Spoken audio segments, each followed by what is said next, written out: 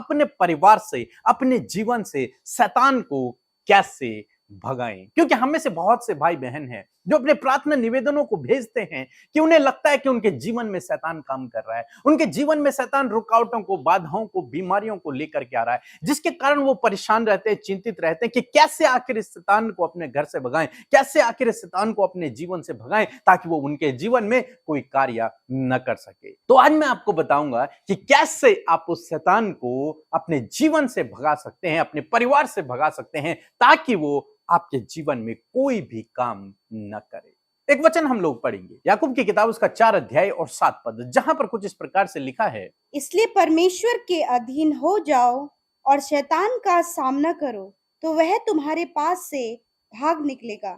आमीन। यहां पर परमेश्वर का वचन 2 कामों को करने के लिए कहता है। पहला काम कि परमेश्वर के अधीन हो जाओ। पहला और जरूरी इंपॉर्टेंट काम यह है कि आपको परमेश्वर के अधीन होना है। जब आप परमेश्वर के अधीन हो जाएंगे तो शैतान आपके जीवन में कुछ भी काम नहीं कर पाएगा। तो पहला इंपॉर्टेंट जो काम है वो आपको परमेश्वर के अधीन होना है। और परमेश्वर के अधीन कैसे होना है? अपना जीवन प्रभु को देखकर, अपना जीवन प्रभु को देखकर, प्रभु के पीछे चलकर, उस पर भरोसा रखकर आप अपने आप को परमेश्वर के अधीन कर सकते हैं। दूसरी जो बात यहां पर लिखी है कि शैतान का सामना करो। सामना हम कैसे करें उसका? आप जानते हैं जब पुराने जमाने में युद्ध हुआ करते थे तो वो तलवार और भालों से युद्ध किया करते थे, तीर धनुष से युद्ध किया करते थे। लेकिन हम मानते हैं कि तलवार से युद्ध किया करते थे और तलवार से ही वो विजयी हुआ करते थे। यदि आप बाइबल में पुराने नियम में पढ़ेंगे तो वे तलवार के बल से विजय होते थे, परमेश्वर पे भरोसा रखकर वो युद्ध लड़ते थे और विजयी होते थे। और आज भी आपको और मुझे तलवार से ही युद्ध लड़ना है। लेकिन वो कौन सी तलवार होगी? परमेश्वर का वचन कहता है कि तलवार परमेश्वर का वचन है, उस वचन से आपको लड़ना है। बाइबल कहती है कि परमेश्वर का वचन दोधारी तलवार है, उस तलवार को लेकर आपको उस शैतान से लड़ना है। और जब आप वचन की तलवार लेकर उस शैतान से लड़ेंगे तो वो शैतान आपके जीवन से भाग जाएगा, दूर हो जाएगा, नष्ट हो जाएगा। यीशु मसीह ने क्या किया? जब यीशु मसीह के सामने शैतान आया, उसकी परीक्षा करने लगा, तो यीशु मसीह ने वचन की तलवार को मारा। वचन की तलवार, वचन से उसे हराया और वो हार गया, वो भाग गया।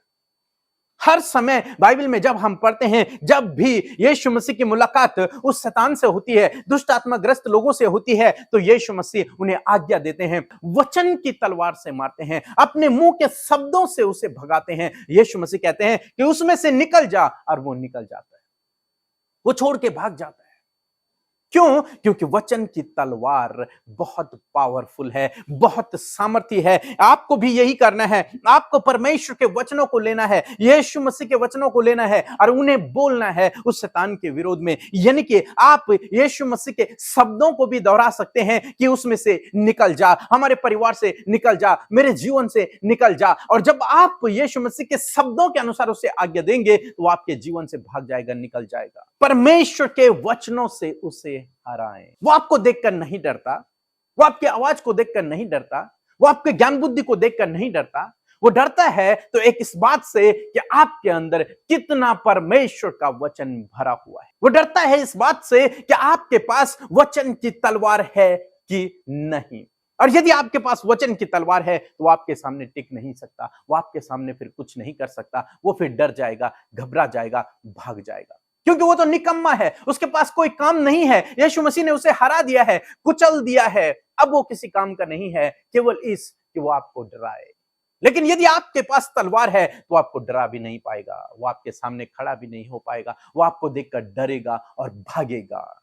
इसलिए आज परमेश्वर का वचन आपको, मुझे, हम सबको उत्साहित करता है कि सबसे पहले परमेश्वर के अधीन होना है, प्रार्थना करना है, वचन को पढ़ना है, परमेश्वर के हिसाब से चलना है। और दूसरी बात, दुष्ट का सामना करना है परमेश्वर के वचनों के द्वारा।